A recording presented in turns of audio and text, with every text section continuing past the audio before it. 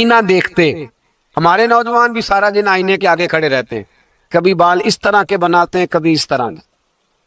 تو میرا کئی دفعہ دل کرتا ہے کہ میں ان سے کہوں کہ تو آئینے کو کہہ رہا ہے جھوٹ بول، پر وہ کیسے بولے؟ تو کہہ رہا ہے آئینے کو کہ تو کیا سب سے پیارا تو ہی لگ رہا ہے، پر وہ کیسے بولے؟ اس نے تو سچ بتانا ہے. ان کو آئینہ جو دکھایا تو برا مان گئے. تو میرے عزیز یاد رکھیے گا، نبی پاک صلی اللہ علیہ وسلم بھی آئینہ دیکھتے. آئینہ دیکھنا حضور کی سنت ہے. کوئی سنت سمجھ کے آئینہ دیکھے گا تو ایک دفعہ دیکھنے پر 100 شہیدوں کا ثواب ملے گا. لیکن نبی پاک صلی اللہ علیہ وسلم آئینہ دیکھتے کیا کہتے؟ اللہم انت حسنت خلقی فحسن خلوقی. یا اللہ، یہ دیکھیں حضور نے ہمیں سکھایا ہے، یا اللہ جس طرح تو نے میری صورت اچھی بنائی ہے میری سیرت بھی اچھی بنا دے. یہ ہمیں سکھانے کے لیے دعا. یا اللہ جس طرح صورت اچھی بنائی ہے، جس طرح تو کہتا ہے نا اس دفعہ اس وقت دیکھ لو کپڑوں پہ کوئی داغ نہیں، تو دعا کیا کر باطن کے بھی اللہ داغ دور فرما دے، یہ والا سارا معاملہ بھی ٹھیک ہو جائے. آخر کی طرف آتا ہوں. فرمایا جب کھانا کھانے لگو تو دعا مانگو. اور ایک روایت میں فرمایا یہ دعا پڑھ لو، کھانے میں زہر بھی ہوگا تو تم پہ اثر نہیں کرے گا. کھانے پہ ایسے میں بڑی تکلیف سے کہتا ہوں کہ آج بھی ہمیں کہنا پڑتا ہے کہ بہت سارے لوگ ایسے ہیں جو ابھی بھی کھانے سے پہلے بسم اللہ نہیں پڑھتے. یار بڑے افسوس کی بات نہیں؟ بڑے افسوس کی. حضور نے دعا سکھائی، میں یہ دعا پڑھو گے تو زہر بھی ہوگا تو اثر نہیں کرے گا. بسم اللہ الذی لا یضر مع اسمہ شیء فی الارض ولا فی السماء یا حی یا قیوم، جس کی برکت سے زمین و آسمان میں کوئی چیز بھی نقصان نہیں دیتی. اور اے اللہ اے ہمیشہ زندہ رہنے والے اور قائم رہنے والے. یہ نبی پاک علیہ السلام. اور ایک حدیث میں اور بھی دعا آئی ہے. بسم اللہ شریف تو خیر بخاری میں موجود ہے، مسلم میں موجود ہے. بسم اللہ والا برکت اللہ بھی ایک حدیث میں نبی پاک صلی اللہ علیہ وسلم نے ارشاد فرمایا. اور جب کھانا کھا چکے پھر کہا دعا مانگو، الحمدللہ الذی اطعمنا وسقانا وجعلنا من المسلمین. اللہ تعالیٰ کا شکر ہے جس نے ہمیں کھلایا بھی پلایا بھی اور مسلمان بھی بنایا. مرزا مظہر جانا فرماتے ہیں کہ بارش ہوئی تھی تازی دلی میں تازی بارش ہوئی.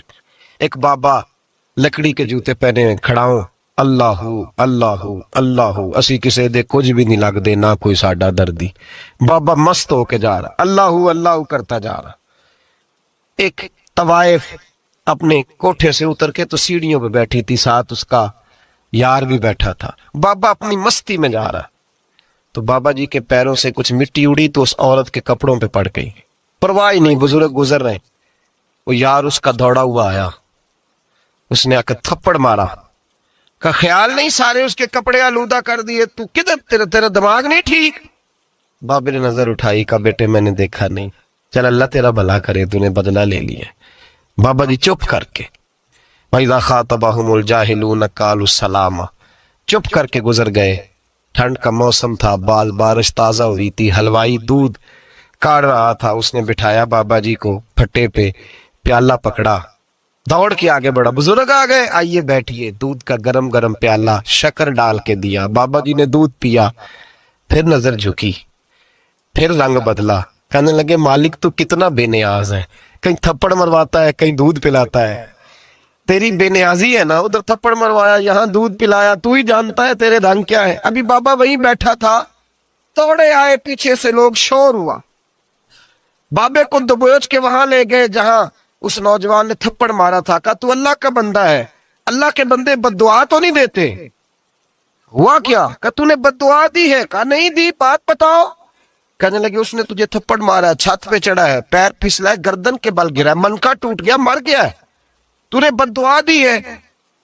بابا جی کہنے لگے یار میں نے تو دوسرا لفظ بھی نہیں کہا، بھلا ہو کہہ کے گزرا ہوں، میں نے نہیں بد دعا دی. کہا تو نے دی ہے تبھی تو مر گیا. کہا نہیں دی. کہا بابا تو بزرگ آدمی ہے، سچ بول. تو بابا جی کہنے لگے سچ سنو. پھر میں آ رہا تھا، میرے پیروں سے مٹی اڑی، اس کے یار کے کپڑوں پہ پڑی، اسے برا لگا، اس نے مجھے مارا. جب اس نے مجھے مارا تو میں کوئی لوارث تو نہیں تھا، مجھے دشمنوں نہ چھیڑو، میرا ہے کوئی جہاں میں ابھی پکار لوں گا، نہیں دور ہے مدینہ. اس نے مجھے مارا تو میں کوئی لوارث تھا کہ میرا بدلہ کوئی نہ لیتا. اس نے مجھے مارا ہے تو میرے یار کو برا لگا ہے تو اس نے اسے مار دیا ہے، میری تو غلطی کوئی نہیں، یاروں کا جھگڑا ہے. یہ تو دوستوں کا جھگڑا ہے، یہ تو یاروں کا جھگڑا ہے، کوئی غلطی نہیں میری، کوئی غلطی نہیں، خش خش جنہ قدر نہیں میرا، اے میرے صاحب نو وڈیائیاں، میں تے گلیاں دا روڑا کوڑا، میں گلیاں دا روڑا کوڑا، مینوں محل چڑھایا ہے سائیاں، مینوں محل چڑھایا ہے سائیاں۔ فرمایا اس نے مجھے لوارث سمجھا تھا کہ تھپڑ مار کے گزر جائے، میرا کو پوچھے گا ہی نہیں۔ میرے رسول پاک علیہ السلام کے بارے میں رب فرماتا ہے ابھی میں تو تیرے ہو تو وہ کافر کو سزا نہیں دیتا کہ تو موجود ہے۔ یاد رکھیں حضرت فضیل بن عیاض فرماتے ہیں ایک جوان تھا، مسجد میں آیا، لوگوں سے کہنے لگا روٹی کھلاؤ، کسی نے توجہ نہ کی، اس نے کہا میں رب رب بتانے والا ہوں، میری طرف دیکھو تو صحیح، کسی شخص نے خیال ہی نہ کیا۔ پھر اس نے کہا یار تھوڑا سوچو، نمازیوں سے کہا، اہل علاقہ سے کہا، انہوں نے کہا تیری طرح کے بڑے درویش دیکھیں۔ مسجد کے محراب میں وہ رب کریم کا بندہ انتقال کر گیا۔ جب فوت ہو گیا نا، لوگوں کا مزاج ہے بیمار کو دوائی نہیں دیتے، جنازے پہ وقت پہ پہنچ جاتے ہیں۔ جب کوئی گر رہا ہوتا ہے تو سہارا کوئی نہیں دیتا، جب کوئی گر جاتا ہے ٹانگ ٹوٹ جاتی ہے تو تیمارداری کو زمانہ پہنچ جاتا ہے۔ اور بزرگ وہ نوجوان اللہ کا نیک بندہ مسجد کے محراب میں فوت ہو گیا۔ حضرت فضیل ابن عیاض کہتے ہیں امام صاحب نے اعلان کیا چندہ دو، کوئی لاوارث فوت ہو گیا ہے، کفن دینا ہے۔ چندہ کٹھا ہوا، کفن خریدا، جنازہ پڑا، عشاء کے بعد دفن کر کے آئے۔